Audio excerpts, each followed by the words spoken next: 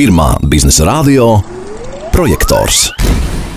Studijā Ieļena Šlihta, projekta Labie darbi valdes priekšsēdētāji un projekta vadītāji. Un, ja jau mēs sākām vai turpinām runāt par šo tēmu, tad varbūt ļoti konkrēti, kā vispār šo pieteikumu, kā iesniegšanu, kā tu var kļūt par pretendentu uz šiem labo darbu projektu naudiņām.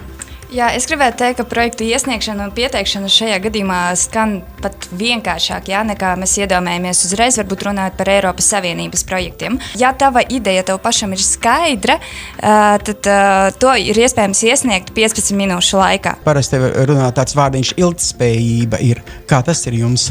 Mums ir tā, ka mums tiešām ir svarīgi, lai cilvēki un arī mēs neuztvertu to visu tā kā vienkārši finanšu lietu kaut kādu un finanšu jautājumu, ka novirzīšanu. Es uztveru to ļoti personīgi, un mēs Labie darbi LV komanda cītīgi sekojam katram projektam un uzturam to ciešo komunikāciju, jo mums ir svarīgi tas, lai tas projekts nevis tikai tiktu realizēts, bet viņš arī tiktu attīstīts ilgtermiņā. Bet man uzreiz radās viens tāds jautājums.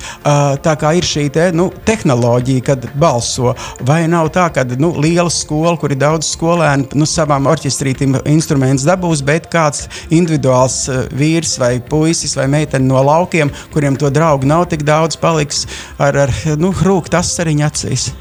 Ziniet, es domāju, ka šeit iesniedzot projektu galvenais ir tiešām domāt par pašu motivāciju. Viss ir, es uzskatu, un mana pieredze arī liecina to, ka viss ir tikai mūsu pašu rokās.